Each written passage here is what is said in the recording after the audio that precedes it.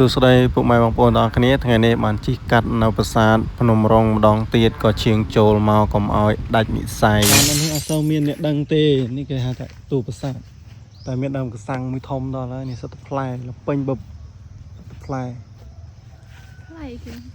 អានេះផ្លែគេនេះវាដើមដូចផ្កាដួលហ៎ផ្លែដួលហ៎ស្អាតអូនេះនៅសល់តែយូនីទេកាលមុនធ្លាប់ថតម្ដងលើមកលើកទី2អូ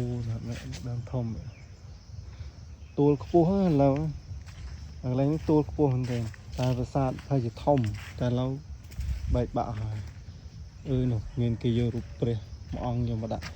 តែនេះទាំងធំនេះយូនី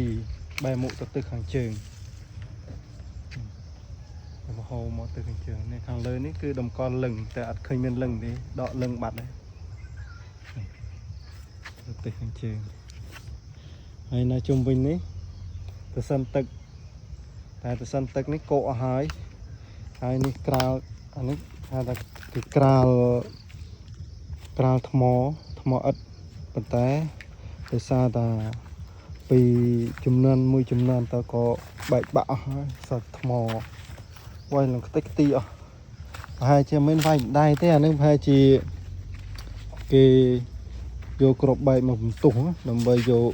របស់អីនៅក្រោមអញ្ចឹងមានរបស់មានតម្លៃព្រោះអីដូនតាយើងពីមុនសម្បូរការតម្កល់មាសតម្កល់ពេជ្រអីនៅក្នុងបាតគ្រឹះអញ្ចឹងបងប្អូនណាគឺនៅសល់យូនីនៅនេះប្រហែលជាពីមុនកន្លែងទៅនេះកន្លែងគេសក្ការៈបូជា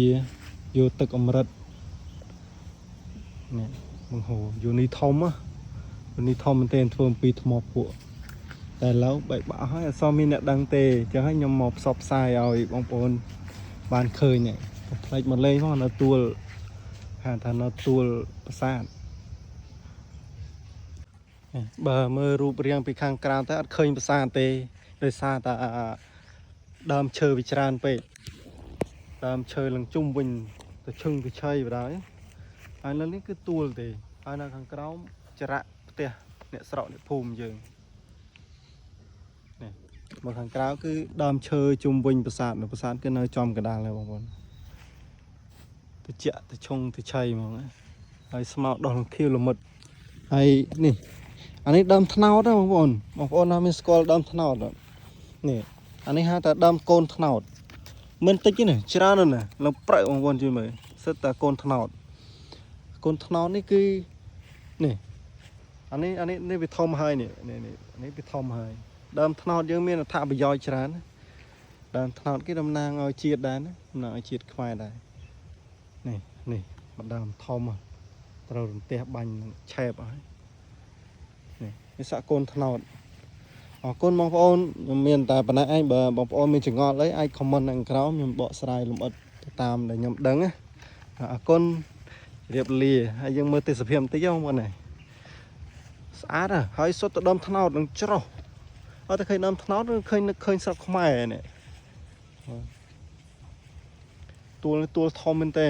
មិនដឹងថាដូនតាកាលពីមុនមិនដឹងថាយកកន្លែងនេះធ្វើជាសក្ការៈបូជាធំហើយមកទៅតែដល់តាមមួយចំនួនក៏បានសាបរលាបខ្លះទៅ